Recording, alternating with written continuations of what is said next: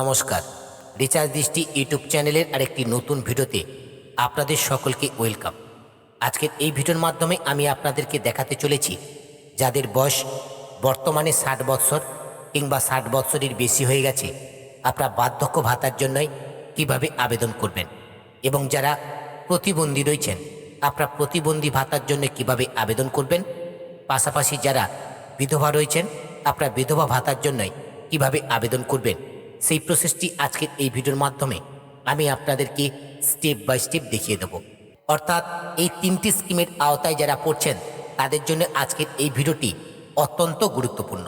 আজকের এই ভিডিওটির মাধ্যমে আমি আপনাদেরকে দেখাবো বার্ধক্য ভাতা, বিধবা ভাতা এবং প্রতিবন্ধী ভাতার জন্যই কিভাবে আবেদন করতে হয়। সম্পূর্ণ আবেদন পদ্ধতির পাশাপাশি এই স্কিমে আবেদন করবার জন্য আপনাদের কি কি ডকুমেন্ট প্রয়োজন হবে তা বিস্তারিতভাবে আপনাদেরকে জানিয়ে দেব। প্রথমেই আপনাদেরকে জানাই, বার্ধক্য ভাতা, প্রতিবন্ধী ভাতা কিংবা বিধবা ভাতার অ্যাপ্লিকেশান অফলাইনে কিন্তু আপনাদেরকে করতে হবে। অনলাইনে আপনারা এই স্কিমের জন্যই আবেদন করতে পারবেন না। বর্তমানে হোম স্ক্রিনে যে অ্যাপ্লিকেশান ফর্মটি দেখতে পাচ্ছেন, এই অ্যাপ্লিকেশান ফর্মটা কিন্তু আপনাদেরকে ফিল আপ করতে হবে, এবং এই অ্যাপ্লিকেশান ফর্মের সঙ্গে আপনাদের যে যে ডকুমেন্ট লাগবে সেই সমস্ত ডকুমেন্টগুলোকে অ্যাটাচ করে অ্যাপ্লিকেশান ফর্মটাকে জমা করতে হবে। এখন এই অ্যাপ্লিকেশান ফর্মটা আপনারা কীভাবে ফিল আপ করবেন সেটা আপনাদেরকে প্রথমেই দেখাবো। এরপরেই আপনাদেরকে জানাবো এই অ্যাপ্লিকেশান ফর্মটা আপনারা কোথা থেকে পাবেন এবং এর সঙ্গে আপনারা কী কী ডকুমেন্ট অ্যাটাচ করবেন। এখন এই অ্যাপ্লিকেশান ফর্মটিকে ফিল আপ করবার জন্য প্রথমে অ্যাপ্লিকেশান ফর্মের ডান পাশে পাসপোর্ট সাইজ পিকচার, এই জায়গায় আপনার পাসপোর্ট সাইজের একটি ফটো ফার্স্ট আপনি অ্যাটাচ করবেন। এরপর এই পেজের নিচের দিকে দেখুন, প্রথমে রয়েছে পেনশন কেস। যদি আপনি আগে পেনশন পেয়ে থাকেন, পেনশন পেতে পেতে যদি কোনো কারণে আপনার পেনশনটা বন্ধ হয়ে থাকে, তাহলে আপনি এখানে এক্সিস্টিং বলে যে অপশানটা রয়েছে এই বক্সটাকে আপনি সিলেক্ট করবেন। আর যদি আপনি নতুন আবেদন করছেন, অর্থাৎ এর আগে কখনো পেনশন পাননি, আপনি নতুন করে আবেদন করছেন, তাহলে এখানে যে নিউ অপশানটা রয়েছে এই নিউ অপশানের পাশে যে বক্সটি রয়েছে এই বক্সটাকে সিলেক্ট করে নেবেন। এরপর হচ্ছে টাইপ অফ পেনশন, কোন ধরনের পেনশনের জন্য আপনি আবেদন করতে চাইছেন সেটা এখন আপনাকে সিলেক্ট করতে হবে। প্রথমে রয়েছে ওল্ড এজ, বার্ধক্য ভাতা হয়ে থাকলে তাহলে এই বক্সটাকে টিক আপ করবেন। এরপর হচ্ছে ডিসএবিলিটি, যদি প্রতিবন্ধী ভাতার জন্য আপনি আবেদন করে থাকেন তাহলে এই বক্সটাকে সিলেক্ট করবেন। এরপর হচ্ছে উইথড্র, যদি আপনি বিধবা ভাতার জন্য আবেদন করতে চান তাহলে এই বক্সটাকে আপনি সিলেক্ট করে নেবেন। এই তিনটে স্কিমের জন্য কিন্তু একই অ্যাপ্লিকেশান ফর্ম ফিল আপ করতে হয়। এবার আপনি যে স্কিমের জন্য অ্যাপ্লাই করতে চাইছেন সেই স্কিমের পাশে থাকা বক্সটাকে প্রথমেই আপনি সিলেক্ট করে নেবেন। এরপরে রয়েছে পার্সোনাল ডিটেলস, অর্থাৎ অ্যাপ্লিকেন্টের পার্সোনাল ডিটেলস এখন পরপর করে ফিল আপ করতে হবে। প্রথমে রয়েছে আধার নাম্বার, আপনার আধার নাম্বারটা এই ঘরে আপনি কিন্তু সঠিকভাবে লিখে দেবেন। এই অ্যাপ্লিকেশান ফর্মটা আপনারা অবশ্যই কালো কালিতে ফিল আপ করবেন। এরপর রয়েছে ভোটার আইডি নাম্বার, আপনার ভোটার আইডি নাম্বারটা এই ঘরে লিখে দেবেন। এরপর রয়েছে নেম অফ বেনিফিশিয়ারি, আপনার ফার্স্ট নেমটা আপনি এই ঘরে লিখবেন, মিডিল নামটা এই ঘরে লিখবেন, লাস্ট নেমটা এই ঘরে লিখবেন। যদি আপনাদের মিডিল নাম না থাকে তাহলে মিডিল নামের ঘরের জায়গাটা ফাঁকা রাখবেন। এরপর হচ্ছে জেন্ডার, এখান থেকে আপনি আপনার জেন্ডারটাকে সিলেক্ট করে নেবেন, আপনি মেল নাকি ফিমেল নাকি আদার্স। এরপর রয়েছে ডেট অফ বার্থ, এই ঘরে আপনি আপনার ডেট অফ বার্থটাকে লিখে দেবেন। এবার এই ডেট অফ বার্থটা আপনি কোন ডকুমেন্ট অনুযায়ী দেবেন। বর্তমানে আধার কার্ডটাকে সমস্ত জায়গায় গুরুত্ব দেওয়া হয়, তাই আধার কার্ডের যে ডেট অফ বার্থ আপনার রয়েছে সেই ডেট অফ বার্থটা দেখে দেখে এই ঘরে অবশ্যই আপনারা লিখে দেবেন। এরপর রয়েছে এজ, বর্তমানে আপনার বয়স কত সেটা আপনি এই ঘরে লিখবেন। এরপর রয়েছে ফাদার নেম, অ্যাপ্লিকেন্টের ফাদার নেম এখানে ফিল আপ করতে হবে। ফাদারের ফার্স্ট নেম এই ঘরে লিখে দেবেন, মিডিল নাম থাকলে এই ঘরে লিখবেন, এরপর এই ঘরে লাস্ট নেম লিখবেন। এরপর রয়েছে মাদার নেম, মায়ের ফার্স্ট নেমটা এই ঘরে লিখবেন, মিডিল নাম থাকলে এই ঘরে লিখবেন, এরপরে লাস্ট নেমটা এই ঘরে লিখবেন। এরপর হচ্ছে রিলিজন, আপনার ধর্ম কি সেটা আপনি এখান থেকে সিলেক্ট করে নেবেন। হিন্দু হলে এই বক্সটি সিলেক্ট করবেন, ইসলাম হলে ইসলামের পাশে থাকা বক্সটি সিলেক্ট করবেন, খ্রিস্টান হলে খ্রিস্টানের পাশে থাকা বক্সটাকে সিলেক্ট করে নেবেন, আদার্স হলে আদার্স সিলেক্ট করবেন।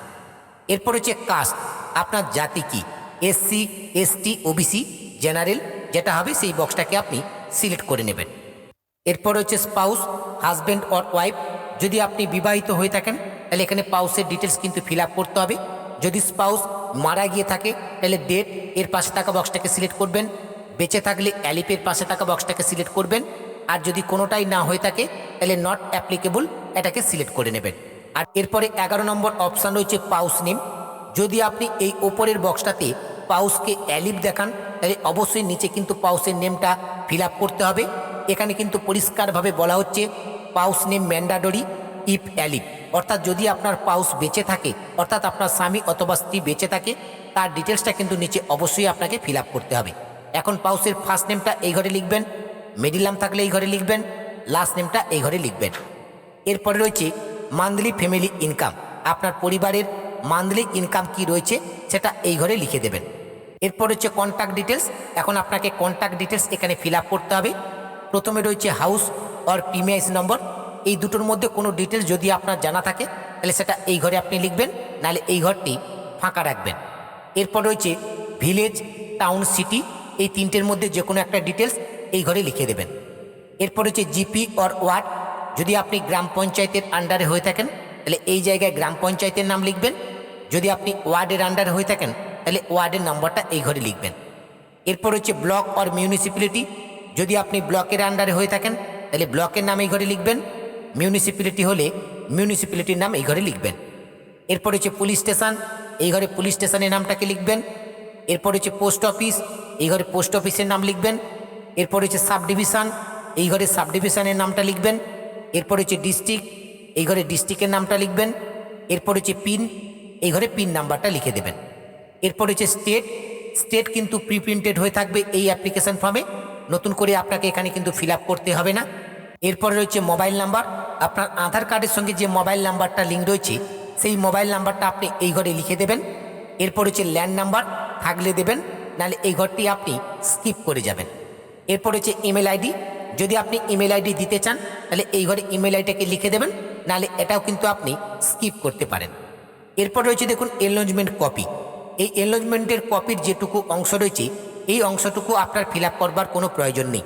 যখন এই আবেদন ফর্মটি আপনি জমা করবেন, যে আধিকারিক আপনার থেকে এই আবেদন ফর্মটি জমা নেবে তিনি এনলজমেন্ট কপির অংশটুকু ফিল আপ করে এই অংশটুকু কিন্তু আপনার হাতে দেবে, আর এই অংশটুকু অবশ্যই আপনি গুছিয়ে রাখবেন। এরপরে রয়েছে ফর ডিসেবিলিটি পারসন, অর্থাৎ যারা প্রতিবন্ধী ভাতার জন্য আবেদন করবেন তাদের কিন্তু এই ডিটেলসটা ফিল আপ করতে হবে। অর্থাৎ আপনি কোন ধরনের প্রতিবন্ধী সেটা আপনাকে সিলেক্ট করতে হবে, প্রতিবন্ধীর পার্সেন্টেজ কী রয়েছে সেটা আপনাকে এখানে কিন্তু লিখে দিতে হবে, এবং ইস্যুইং অথরিটি, অর্থাৎ আপনি যে প্রতিবন্ধী সেটা কোথা থেকে অথরিটি হয়েছে সেটা কিন্তু আপনাকে এই ঘরে লিখে দিতে হবে। আর যারা বার্ধক্য ভাতা এবং বিধবা ভাতার জন্য অ্যাপ্লাই করবেন তারা কিন্তু এই ঘরটি স্কিপ করে যাবেন, সরাসরি চলে আসবেন ব্যাঙ্ক অ্যাকাউন্টের ডিটেলস। এখন কিন্তু আপনাকে ব্যাঙ্ক অ্যাকাউন্টের ডিটেলস এখানে ফিল আপ করতে হবে। অবশ্যই ব্যাঙ্ক অ্যাকাউন্টের ডিটেলসটা সতর্কভাবে ফিল আপ করবেন, ব্যাঙ্ক অ্যাকাউন্টের সঙ্গে যেন আধার লিঙ্ক থাকে এবং ডিবিটি ম্যাচ থাকে, তবে কিন্তু আপনার অ্যাপ্লিকেশানটা অ্যাপ্রুভ হওয়ার সাথে সাথে দ্রুত ব্যাঙ্ক অ্যাকাউন্টে টাকাটা পৌঁছে যাবে। এখন ব্যাঙ্ক ডিটেলস ফিল আপ করবার জন্য প্রথমে রয়েছে ব্যাঙ্ক নেম, যে ব্যাংকের অ্যাকাউন্ট আপনি দিতে চাইছেন সেই ব্যাংকের নামটা এই ঘরে লিখবেন। এরপর হচ্ছে ব্রাঞ্চ, ব্যাংকের যে ব্রাঞ্চ রয়েছে সেই ব্রাঞ্চের নামটা এই ঘরে লিখবেন। এরপর হচ্ছে অ্যাকাউন্ট নম্বর, ব্যাংকের অ্যাকাউন্ট নম্বরটা এই ঘরে লিখবেন। এরপর হচ্ছে আইএফসি কোড, ব্যাংকের আইএফসি কোড নাম্বারটা এই ঘরে লিখে দেবেন। এরপর এই তিনটে স্কিমের জন্য এই আবেদন ফর্মের সঙ্গে যে ডকুমেন্ট আপনাদেরকে দিতে হবে সেই ডকুমেন্টের লিস্ট কিন্তু এই ফর্মে দেওয়া রয়েছে, এই ডকুমেন্টগুলো অবশ্যই আপনাকে কিন্তু অ্যাটাচ করতে হবে। প্রথমে রয়েছে copy of Aadhaar self attested, অর্থাৎ আধার কার্ডের জেরক্স করে সেটাকে সেলফ অ্যাটেস্টেড করবেন এবং এই পাশে থাকা বক্সটাকে অবশ্যই সিলেক্ট করে নেবেন। এরপর হচ্ছে কপি অফ আধার কার্ড, আধার কার্ডের জেরক্স কপি লাগবে, তাই এই বক্সটাকেও আপনারা সিলেক্ট করে নেবেন। এরপর হচ্ছে কপি অফ ইনকাম সার্টিফিকেট, আপনাকে কিন্তু একটা ইনকাম সার্টিফিকেট দিতে হবে, গ্রাম পঞ্চায়েতের ইনকাম সার্টিফিকেট আপনি দিতে পারেন। এরপর হচ্ছে কপি অফ ব্যাংক পাসবুক, ব্যাংকের পাসবুকের যে ফ্রন্ট পেজ রয়েছে সেই ফ্রন্ট পেজের জেরক্স কপি অবশ্যই আপনাকে দিতে হবে। Copy of voter ID, voter কার্ডের জেরক্স আপনাকে দিতে হবে। কপি অফ ডিসেবিলিটি সার্টিফিকেট, যারা প্রতিবন্ধী ভাতার জন্য অ্যাপ্লাই করবেন তাদের ডিসেবিলিটি সার্টিফিকেট অবশ্যই এখানে দিতে হবে।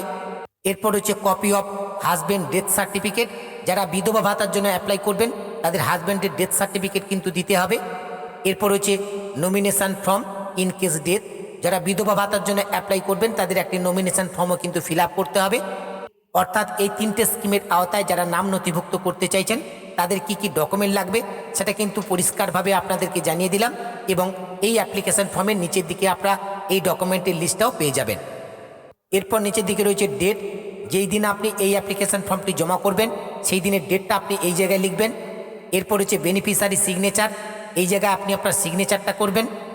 এরপর নিচের দিকে ফর অফিস ইউজ অনলি বলে একটি জায়গা রয়েছে, এই অংশটুকু আপনার ফিল আপ করবার কোনো প্রয়োজন নেই। যখন এই আবেদন ফর্মটি আপনি জমা করবেন, যে আধিকারিক আপনার থেকে এই আবেদন ফর্মটি জমা নেবে তিনি কিন্তু এই অংশটুকু ফিল আপ করবেন। অর্থাৎ এই জায়গায় তিনি এনরোলমেন্ট নাম্বার দেবেন, অ্যাপ্লিকেশন আইডি নাম্বার দেবেন। যিনি আপনার থেকে এই অ্যাপ্লিকেশন ফর্মটি রিসিভ করবেন তিনি তার নাম, স্ট্যাম্প, সিল এবং সিগনেচার এই জায়গায় করবেন। তাই এই অংশটুকু আপনাদের ফিল আপ করবার কোনো প্রয়োজন নেই। যেভাবে আপনাদেরকে ফর্ম ফিল আপের প্রসেসটা দেখালাম এভাবেই কিন্তু আপনার ফর্মটাকে ফিল আপ করবেন। ফর্মটাকে ব্ল্যাক কালিতে আপনারা কিন্তু ফিল আপ করবেন এবং ক্যাপিটাল লেটারে কিন্তু আপনারা প্রত্যেকটি ডিটেলস লিখবেন। এবং এই স্কিমের আওতায় নাম নথিভুক্ত করবার জন্য আবেদন ফর্মের সঙ্গে যে যে ডকুমেন্ট আপনাদেরকে দিতে হবে, যে যে ডকুমেন্টের কথা আমি আপনাদেরকে জানালাম, এই ডকুমেন্টগুলোকে অবশ্যই অ্যাটাচ করে আবেদন ফর্মটিকে আপনারা আপনাদের ভিডিও অফিসে জমা করে দেবেন। এখন এই আবেদন ফর্মটি আপনারা কোথা থেকে পাবেন? এই আবেদন ফর্মটি আপনাদের গ্রাম পঞ্চায়েত অথবা বিডিও অফিস থেকে কিন্তু আপনারা পেয়ে যাবেন। এছাড়া চাইলে এই অ্যাপ্লিকেশান ফর্মটি আপনারা কিন্তু অনলাইন থেকে ডাউনলোড করে নিতে পারবেন। আমি আপনাদের সুবিধার্থে ফর্মটি ডাউনলোড করবার লিঙ্ক এই ভিডিও ডেসক্রিপশন বক্সে দিয়ে রাখবো। এছাড়া এই অ্যাপ্লিকেশান ফর্মটি আমি আমার হোয়াটসঅ্যাপ এবং টেলিগ্রাম গ্রুপে দিয়ে রাখবো। আপনারা চাইলে হোয়াটসঅ্যাপ কিংবা টেলিগ্রাম গ্রুপে জয়েন হয়ে সেখান থেকে অ্যাপ্লিকেশান ফর্মটাকে ডাউনলোড করে নিতে পারবেন। পাশাপাশি আপনাদের সকলকে জানিয়ে রাখি, অনলাইন রিলেটেড সমস্ত রকমের কাজ আমি কিন্তু অনলাইনের মাধ্যমে করে থাকি। আপনাদের যদি কোনো কাজ আমার থেকে করানোর প্রয়োজন বোধ বলে মনে হয়, আপনারা কিন্তু সরাসরি আমার সঙ্গে যোগাযোগ করতে পারেন। আমার সঙ্গে যোগাযোগ করবার জন্য এই ভিডিও ডেসক্রিপশন বক্সে আমার হোয়াটসঅ্যাপ এবং টেলিগ্রাম গ্রুপের লিঙ্ক আপনারা পেয়ে যাবেন। হোয়াটসঅ্যাপ কিংবা টেলিগ্রাম গ্রুপে জয়েন হয়ে আপনারা কিন্তু সরাসরি আমাকে SMS করতে পারেন। আজকের ভিডিওর আপডেটটি এখানে শেষ করছি। দেখা হচ্ছে পরবর্তী ভিডিওতে নতুন একটি আপডেট নিয়ে। সেই নতুন ভিডিওর আপডেট সবার আগে পেতে রিচার্জ দৃষ্টি ইউটিউব চ্যানেলটিকে সাবস্ক্রাইব করে পাশে থাকা নোটিফিকেশানটা অন করে রাখবেন। সকলে ভালো থাকবেন, সুস্থ থাকবেন। ধন্যবাদ।